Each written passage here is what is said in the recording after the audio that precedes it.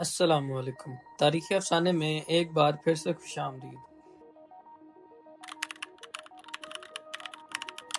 آج ہم بات کریں گے ایک ایسے آدمی کی جو تقریباً 70 سال سے ایک لوہے کی سلنڈریکل باکس میں بند ہے، جس کو آئرن لنگ کا نام دیا گیا ہے۔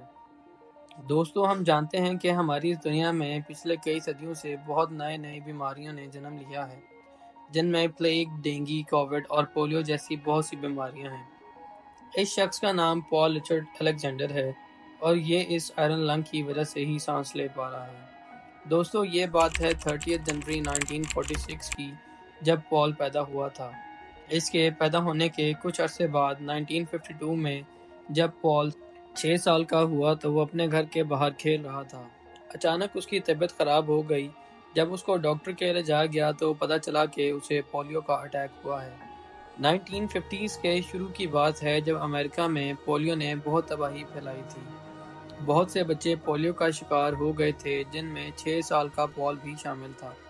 پال کو امریکہ کے پارک لینڈ ہاسپٹل میں لے جایا گیا۔ پال کی طبیعت بہت خراب تھی اور اسے سانس لینے میں بہت مشکل ہو رہی تھی۔ اسے ایک مشین میں رکھا گیا جس کا نام آئرن لنگ ہے۔ اس مشین میں انسان کو لٹا دیا جاتا ہے اور پھر اس مشین کے ذریعے انسان کے لنگز میں آکسیجن پہنچائی جاتی ہے۔ انسان کا صرف چہرہ اس مشین سے باہر ہوتا ہے، باقی ساری باڈی اس مشین کے اندر ہوتی ہے۔ ڈاکٹرز کو پتہ چلا کہ پال کے لنگز پیرالائٹک پولیو کی وجہ سے خراب ہو چکے ہیں۔ پال کو اب زندہ رکھنے کا ایک ہی طریقہ تھا، اور وہ یہ کہ پال کو اس مشین میں لٹا دیا جائے۔ 1955 میں وائرولوجسٹ جانس ساک نے پولیو ویکسین تیار کر لی تھی، لیکن تب تک پولیو کی وجہ سے پال کی زندگی بہت بدل چکی تھی۔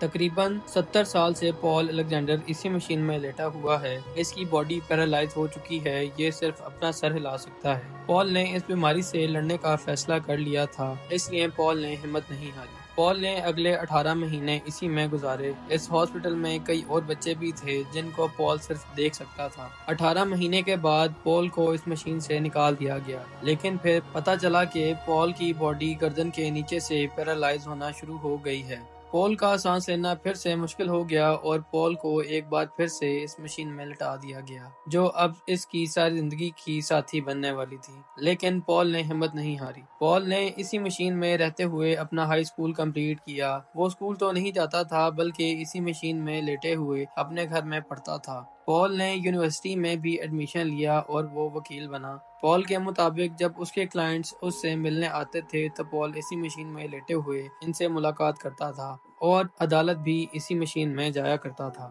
پال کو کئی بار اس مشین سے باہر بھی نکالا جاتا تھا جب مشین کی صفائی کرنی ہوتی تھی۔ اس دوران پال کو اپنا سانس روکنا پڑتا تھا کیونکہ وہ اس آئرن لنگ کے بغیر سانس نہیں لے سکتا تھا۔ دوستو، پال ہر کام مشین میں لیٹے ہوئے کرتا تھا، دانت برش کرنے ہوں یا پھر شیو کرنی ہوں۔ اس مشین میں ہولز بھی بنے ہوئے تھے جن کے ذریعے پال کو نہلایا جاتا تھا۔ ظاہر سی بات یہ ہے کہ سب کام پال خود نہیں کر سکتا تھا، اس لیے پچھلے 30 سال سے پال کے ساتھ ایک عورت ہے جو اس کا خیال رکھتی ہے۔ 2020 میں پال الیگزینڈر نے اپنے ایکسپیرینس کے بارے میں ایک کتاب لکھی جس کا نام 3 Minutes for a Dog: My Life in an Iron Lung۔ اس بک کو لکھنے میں الیگزینڈر کو 5 سال کا وقت لگا۔ ایک سٹک پر لگائے گئے پین کی مدد سے جو اس نے اپنے منہ میں پکڑ رکھا تھا، الیگزینڈر نے اس کتاب کو لکھا۔ دوستو، پال الیگزینڈر کہتا ہے کہ میں وہ چیزیں کرنا چاہتا تھا جن سے مجھے کہا گیا کہ میں نہیں کر سکتا، اور وہ خواب جو میں نے دیکھے تھے انہیں حاصل کرنے کا ارادہ تھا۔ امید کرتا ہوں تاریخی افسانے کی یہ ویڈیو بھی آپ کو بہت پسند آئی ہوگی۔ مزید ایسی ویڈیوز دیکھنے کے لیے ہمارے چینل کو ابھی سبسکرائب کریں۔ آپ سے ملتے ہیں اپنی نیکسٹ ویڈیو میں۔